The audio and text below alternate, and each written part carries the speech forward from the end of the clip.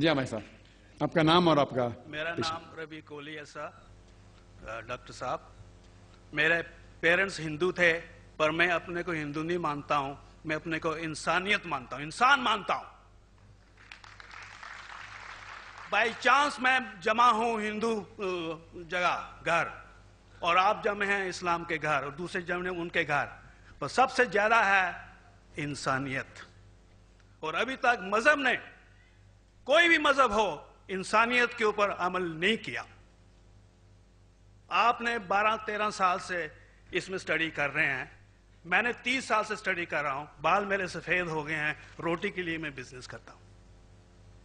पर जो किताबों के आपने पढ़े हैं, आपने ये जांच की वो किताबें किसने लिखी हैं? हजारों साल बाद लिखी हैं। पहले एक जुबान की बात होती थी, कोई राम राम राम कह के उसके कहावत है मर मर मर कहने लगा, उसको पूजना है।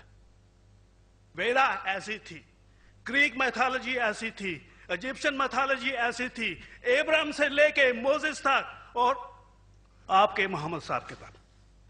आपका मोहम्मद साहब का जो किताब लिखेगी कुरान 50 साल बाद लिखेगी, और नहीं 40-50 कोई भी हो।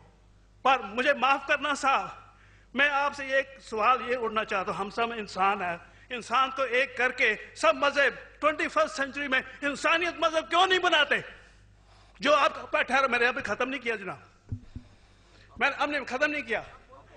हाँ, मैं ये कह रहा हूं साहब, आप अपना पर्सनल मजहब है रखिए, अपने घर में रखिए, बस स्टेट में और दूसरों के ऊपर ना लाइए, वार ना करिए, लड़ाई ना करिए। एक माफी चाहता हूं, ऐसी हजारों चीजें मैं दूसरे मजहब में निकाल सकता हूं।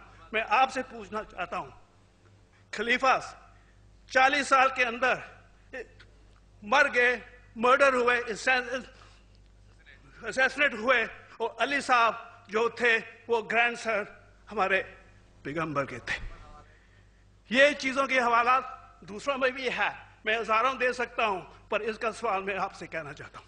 भाई साहब ने अच्छा सवाल पूछा, लंबा था, तकरीर थी छोटी। भाई साहब ने कहा कि वो हिंदू धर्म में पैदा हुए लेकिन हिंदू नहीं है, इंसान है। क्यों ना हम एक मजहब इंसानियत बनाते हैं? उनका जो कहना है वो इंसान है। भाई साहब, हर शख्स, हर इंसान जो पैदा होता है वो इंसानी होता है, लेकिन सिर्फ इंसान होना काफी नहीं है। इंसान होना जरूरी है। हर मुसलमान पहले इंसान होना जरूरी है उसे। इस्लाम की सारे बातें, एक भी बातें मैंने कहा मैं तकरीर में, इंसानियत के खिलाफ नहीं है, एक भी बातें। मैं चैलेंज करता हूं, आप एक भी बात इस्लाम की बुनियादी बात बताओ जो इंसानियत के खिलाफ है। मुसलमान होने के लिए अच्छा इंसान होना जरूरी है। अगर आप अच्छे इंसान नहीं हैं तो मुसलमान हो ही नहीं सकते। लेकिन सिर्फ अच्छा इंसान होना काफी नहीं है। मिसाल के तौर पे डॉक्टर बनने के लिए 10वीं पास करना जरूरी है, फिर 12वीं, फिर डॉक्टरी। तो मैं कहूंगा डॉक्टर बनने के लिए स्कूल पास करना जरूरी है, लेकिन स्कूल पास करना काफी नहीं है।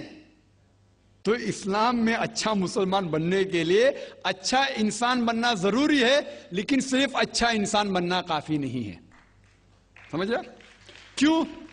क्योंकि इंसान को जिसने पैदा किया उसकी इबादत करना जरूरी है। जिसने आपको पैदा किया, जिसने आपको पैदा किया, उसकी अगर आप इबादत नहीं करेंगे तो इंसानियत के नाम पे कलंक है।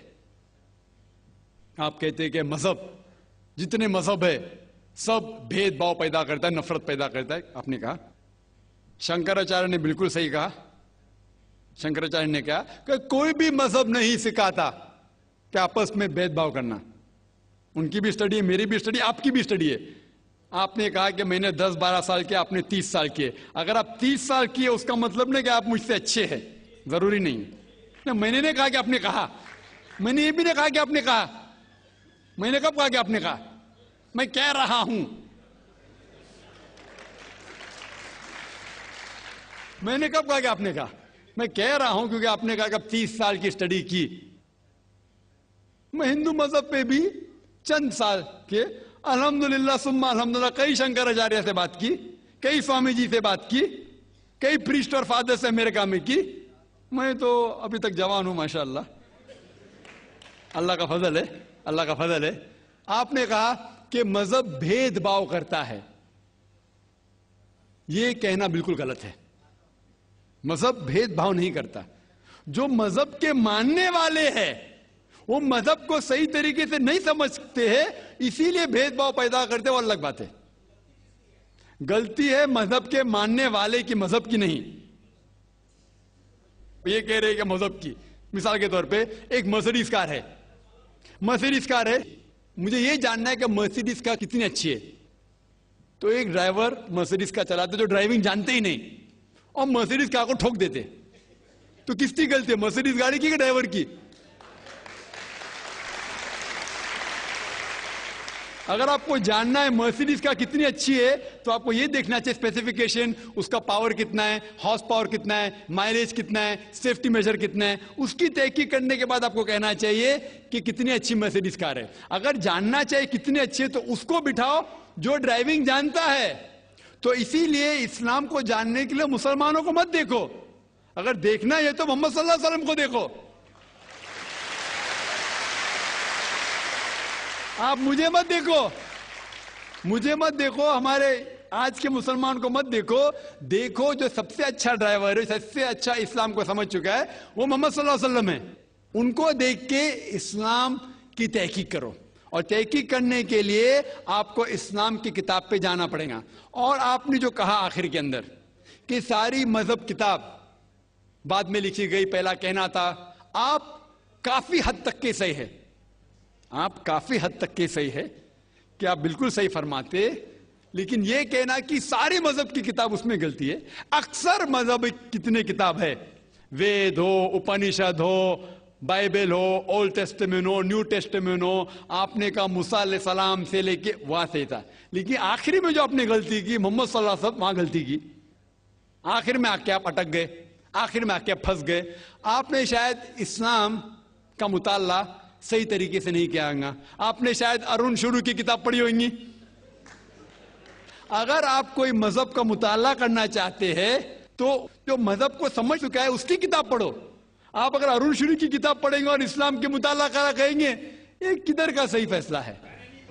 ना मैं कहता हूं अरुण शुरी जैसे लोग की पढ़ी होंगी, क्योंकि जब भी कुरान नाजिल हुआ, जब भी कुरान की आयत नाजिल होती थी, मोहम्मद सल्लल्लाहु अलैहि वसल्लम अनपढ़ थे। जब भी कोई आयत नाजिल होती थी वो उसे याद करते थे और अपने साथियों सहाबा से उसकी तिलावत करते थे और सहाबा फौरन उसे लिख लेते थे। तो मोहम्मद सल्लल्लाहु अलैहि वसल्लम की मौजूदगी में हर आयत लिखी जाती थी और वो उसे चेक कर, मिसाल के तौर पे इक़रा बिस्मि रब्बिकल लज़ी खलक़ आयत नाजिल हुई, उन्होंने याद किया, सहाबा से कहा, सहाबा ने लिखा इक़रा बिस्मि रब्बिकल लज़ी खलक़, पढ़ के सुनाओ, पढ़ा, हाँ सही। अगर गलती होती तुम्हारी टोक देते थे। तो मोहम्मद सल्लल्लाहु अलैहि वसल्लम की मौजूदगी में जब भी अल्लाह सुब्हानहू व तआला आयत नाजिल करते थे वो याद करते थे और लिखवाते थे और चेक भी करते थे। सारा कुरान मजीद मोहम्मद सल्लल्लाहु अलैहि वसल्लम की मौजूदगी में लिखा गया। तो आप जो कह रहे वो हजरत उस्मान का जिक्र कर रहे, वही तो अफसोस की बात है, आपने सही मुताला किया ही नहीं।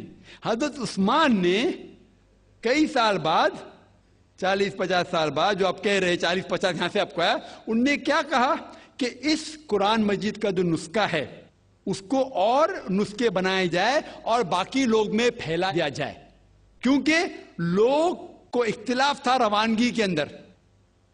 तो उसको दूर करने के लिए हजरत उस्मान रज़ियल्लाहु अन्हु उनने कहा कि जो नुस्खा मोहम्मद सल्लल्लाहु अलैहि वसल्लम की मौजूदगी में था, उनने अपनी बीवी को दिया, हजरत हफ्सा को, और जो हजरत उमर की बेटी थी उनके पास महफूज था, उनने लिया, और सहाबा 5-6 सहाबा जो ज़ैद बिन थाबित रज़ियल्लाहु अन्हु उनकी सदारत में उसकी नकल की, और ये नकल हुए नुस्खे को दुनिया के अलग अलग जगह पे फैलाइए। और एक नुस्खा अब भी मौजूद है कोप्टा की म्यूजियम में, कोप्टा की म्यूजियम इस्तांबुल में।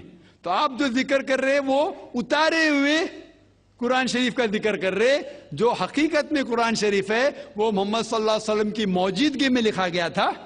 उनने खुद उसको चेक की क्या सही था, और जब भी आयत नाजिल होती थी अपनी सही जगह पे उसे लिखवा लेते थे मोहम्मद सल्लल्लाहु अलैहि वसल्लम। तो ये कहना बाकी मजहब की किताब में अक्सर आप सही है।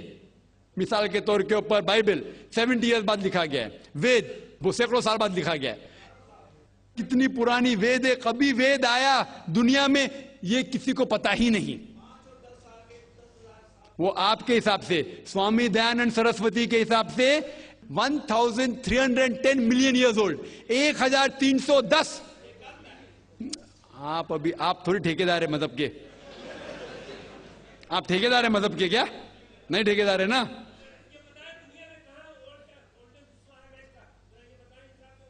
हाँ इसलिए ओ भाई साहब ना, बिल्कुल सही भाई साहब भाई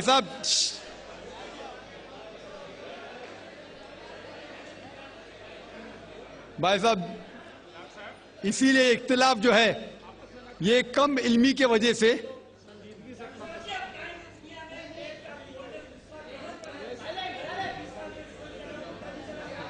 वेद का संजीदगी से, वेद का क्या नहीं,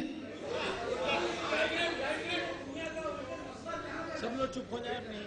भाई साहब ने कहा कि दुनिया का सबसे ओल्डेस्ट स्क्रिप्ट वेद है, वो कुछ हिस्टोरियंस कहते हैं। बट ओल्ड होना मतलब नहीं कि सही, जो कुछ ओल्ड है वो सबसे बेहतर होना जरूरी नहीं। मिसाल के तौर पे मेरे पास पुरानी गाड़ी है 50 साल पुरानी, उसका मतलब नहीं कि नई गाड़ी से अच्छी है। यह भी हो सकता है कि पुरानी गाड़ी नई गाड़ी से अच्छी हो सकती है। मेरे पास मर्सिडीज कार है 5 साल पुरानी, जो नई मारुति से अच्छी होंगी। तो यह कहना कि कोई किताब या कोई मजहब पुराना इसलिए बेहतर है, बिल्कुल गलत है। जो आदमी को अक्ल है वो कभी भी ऐसा नहीं कहेगा कि पुरानी चीज बेहतर, नई चीज बेहतर। वो चीज बेहतर है जो हक के ऊपर है, जो चीज हक के ऊपर है वो चीज बेहतर है। तो भाई साहब, आपकी जो तहकीक है मजहबी किताबों पे जरा कमजोर है और गलत है। आपको फिर से और 30 साल लगाने पड़ेगा इंशाअल्लाह।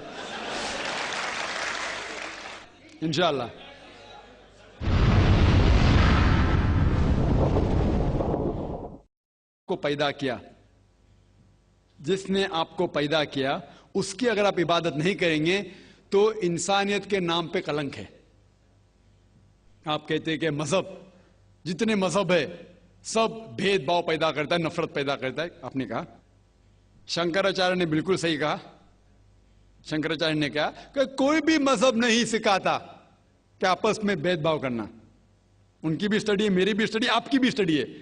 आपने कहा कि मैंने 10-12 साल किए, आपने 30 साल किए। अगर आप 30 साल किए उसका मतलब नहीं कि आप मुझसे अच्छे हैं, जरूरी नहीं ना। मैंने नहीं कहा कि आपने कहा, मैंने ये भी नहीं कहा कि आपने कहा।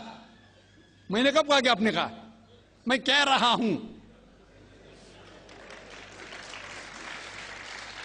मैंने कब कहा कि आपने कहा? मैं कह रहा हूं क्योंकि आपने कहा कि अब 30 साल की स्टडी की। मैं हिंदू मजहब पे भी चंद साल के, अल्हम्दुलिल्लाह सुम्मा अल्हम्दुलिल्लाह, कई शंकराचार्य से बात की, कई स्वामी जी से बात की, कई प्रीस्ट और फादर से अमेरिका में की। मैं तो अभी तक जवान हूं माशाअल्लाह, अल्लाह का फजल है, अल्लाह का फजल है। आपने कहा कि मजहब भेदभाव करता है, यह कहना बिल्कुल गलत है। मजहब भेदभाव नहीं करता। जो मजहब के मानने वाले हैं वो मजहब को सही तरीके से नहीं समझते हैं, इसीलिए भेदभाव पैदा करते हैं, वो अलग बात है। गलती है मजहब के मानने वाले की, मजहब की नहीं। ये कह रहे हैं कि मजहब की, मिसाल के तौर पे एक मर्सिडीज कार है, मर्सिडीज कार है, मुझे ये जानना है कि मर्सिडीज कार कितनी अच्छी है। तो एक ड्राइवर मर्सिडीज कार चलाते जो ड्राइविंग जानते ही नहीं और मर्सिडीज कार को ठोक देते, तो किसकी गलती है, मर्सिडीज गाड़ी की कि ड्राइवर की? अगर आपको जानना है मर्सिडीज का कितनी अच्छी है तो आपको यह देखना चाहिए स्पेसिफिकेशन, उसका पावर कितना है, हॉर्स पावर कितना है। आयत लिखी जाती थी और वो उससे चेक कर, मिसाल के तौर पे इक़रा बिस्मि रब्बिकल लज़ी खलक़, आयत नाज़िल हुई, उन्होंने याद किया, साहबा से कहा, साहबा ने लिखा इक़रा बिस्मि रब्बिकल लज़ी खलक़, पढ़ के सुनाओ, पढ़ा, हाँ सही। अगर गलती होती तुम्हारी टोक देते थे। तो मोहम्मद सल्लल्लाहु अलैहि वसल्लम की मौजूदगी में जब भी अल्लाह सुब्हाना व तआला आयत नाजिल करते थे वो याद करते थे और लिखवाते थे और चेक भी करते थे। सारा कुरान मजीद मोहम्मद सल्लल्लाहु अलैहि वसल्लम की मौजूदगी में लिखा गया तो आप जो कह रहे वो हजरत उस्मान का जिक्र कर रहे, वही तो अफसोस की बात है, आपने सही मुताला किया ही नहीं। हजरत उस्मान ने कई साल बाद, 40-50 साल बाद, जो आप कह रहे 40-50 यहां से आपको आया, उनने क्या कहा कि इस कुरान मजीद का जो नुस्खा है उसको और नुस्खे बनाए जाए और बाकी लोग में फैला दिया जाए, क्योंकि लोग को इख्तिलाफ था रवानगी के अंदर। तो उसको दूर करने के लिए हजरत उस्मान रज़ियल्लाहु अन्हु उनने कहा कि जो नुस्खा मोहम्मद सल्लल्लाहु अलैहि वसल्लम की मौजूदगी में था, उनने अपनी बीवी को दिया हजरत हफ्सा को, और जो हजरत उमर की बेटी थी उनके पास महफूज था, उनने लिया, और सहाबा 5-6 सहाबा जो ज़ैद बिन थाबित रज़ियल्लाहु अन्हु उनकी सदारत में उसकी नकल की, और ये नकल हुए नुस्खे को दुनिया के अलग अलग जगह पे फैलाइए। और एक नुस्खा अब भी मौजूद है कॉप्टा की म्यूजियम में, कॉप्टा की म्यूजियम इस्तांबुल में। तो आप जो जिक्र कर रहे हैं वो उतारे हुए कुरान शरीफ का जिक्र कर रहे, जो हकीकत में कुरान शरीफ है वो मोहम्मद सल्लल्लाहु अलैहि वसल्लम की मौजूदगी में लिखा गया था। उनने खुद उसको चेक की क्या सही था, और जब भी आयत नाजिल होती थी अपनी सही जगह पे उसे लिखवा लेते थे मोहम्मद सल्लल्लाहु अलैहि वसल्लम। तो ये कहना बाकी मजहब की किताब में अक्सर आप सही है। मिसाल के तौर के ऊपर बाइबल 70 ईयर्स बाद लिखा गया है, वेद वो सैकड़ों साल बाद लिखा गया है, कितनी पुरानी वेद है, कभी वेद। आपसे पूछना चाहता हूं, खलीफा 40 साल के अंदर मर गए, मर्डर हुए, असैसिनेट हुए, और अली साहब जो थे वो ग्रैंडसन हमारे पैगंबर के थे। ये चीजों के हवाला दूसरों में भी है, मैं हजारों दे सकता हूं, पर इसका सवाल मैं आपसे कहना चाहता हूं। भाई साहब ने अच्छा सवाल पूछा, लंबा था, तकरीर थी छोटी। भाई साहब ने कहा कि वो हिंदू धर्म में पैदा हुए लेकिन हिंदू नहीं है, इंसान है, क्यों ना हम एक मजहब इंसानियत बनाते हैं। उनका जो कहना है वो इंसान है। भाई साहब, हर शख्स, हर इंसान जो पैदा होता है वो इंसानी होता है, लेकिन सिर्फ इंसान होना काफी नहीं है। इंसान होना जरूरी है, हर मुसलमान पहले इंसान होना जरूरी है उसे। इस्लाम की सारे बातें, एक भी बातें मैंने कहा मैं तकरीर में इंसानियत के खिलाफ नहीं है, एक भी बातें। मैं चैलेंज करता हूं, आप एक भी बात इस्लाम की बुनियादी बात बताओ जो इंसानियत के खिलाफ है। मुसलमान होने के लिए अच्छा इंसान होना जरूरी है। अगर आप अच्छे इंसान नहीं हैं तो मुसलमान हो ही नहीं सकते। लेकिन सिर्फ अच्छा इंसान होना काफी नहीं है। मिसाल के तौर पे डॉक्टर बनने के लिए 10वीं पास करना जरूरी है, फिर 12वीं, फिर डॉक्टरी। तो मैं कहूंगा डॉक्टर बनने के लिए स्कूल पास करना जरूरी है, लेकिन स्कूल पास करना काफी नहीं है। तो इस्लाम में अच्छा मुसलमान बनने के लिए अच्छा इंसान बनना जरूरी है, लेकिन सिर्फ अच्छा इंसान बनना काफी नहीं है। समझ रहे? क्यों? क्योंकि इंसान को जिसने पैदा किया उसकी इबादत करना जरूरी है। जिसने आप माइलेज कितना है, सेफ्टी मेजर कितना है, उसकी तहकीक करने के बाद आपको कहना चाहिए कि कितनी अच्छी मर्सिडीज कार है। अगर जानना चाहिए कितनी अच्छी है तो उसको बिठाओ जो ड्राइविंग जानता है। तो इसीलिए इस्लाम को जानने के लिए मुसलमानों को मत देखो, अगर देखना है तो मोहम्मद सल्लल्लाहु अलैहि वसल्लम को देखो। आप मुझे मत देखो, मुझे मत देखो, हमारे आज के मुसलमान को मत देखो। देखो जो सबसे अच्छा ड्राइवर है, सबसे अच्छा इस्लाम को समझ चुका है, वो मोहम्मद सल्लल्लाहु अलैहि वसल्लम है। उनको देख के इस्लाम की तहकीक करो, और तहकीक करने के लिए आपको इस्लाम की किताब पे जाना पड़ेगा। और आपने जो कहा आखिर के अंदर कि सारी मजहब किताब बाद में लिखी गई, पहला कहना था, आप काफी हद तक के सही है, आप काफी हद तक के सही है कि आप बिल्कुल सही फरमाते, लेकिन यह कहना कि सारी मजहब की किताब उसमें गलती है। अक्सर मजहब कितने किताब है, वेद हो, उपनिषद हो, बाइबल हो, ओल्ड टेस्टामेंट हो, न्यू टेस्टामेंट हो, आपने कहा मूसा अलैहिस्सलाम से लेके वहां से था, लेकिन आखिरी में जो आपने गलती की मोहम्मद सल्लल्लाहु अलैहि वसल्लम, वहां गलती की। आखिर में आके आप अटक गए, आखिर में आके आप फंस गए। आपने शायद इस्लाम का मुताला सही तरीके से नहीं किया गया। आपने शायद अरुण शुरू की किताब पढ़ी होगी। अगर आप कोई मजहब का मुताला करना चाहते हैं तो जो मजहब को समझ चुका है उसकी किताब पढ़ो। आप अगर अरुण शुरू की किताब पढ़ेंगे और इस्लाम के मुताला करा कहेंगे, ये किधर का सही फैसला है? ना मैं कहता हूं अरुण शूरी जैसे लोग की पढ़ी होंगी, क्योंकि जब भी कुरान नाजिल हुआ, जब भी कुरान की आयत नाजिल होती थी, मोहम्मद सल्लल्लाहु अलैहि वसल्लम अनपढ़ थे। जब भी कोई आयत नाजिल होती थी वो उसे याद करते थे और अपने साथियों सहाबा से उसकी तिलावत करते थे और सहाबा फौरन उसे लिख लेते थे। तो मोहम्मद सल्लल्लाहु अलैहि वसल्लम की मौजूदगी में हर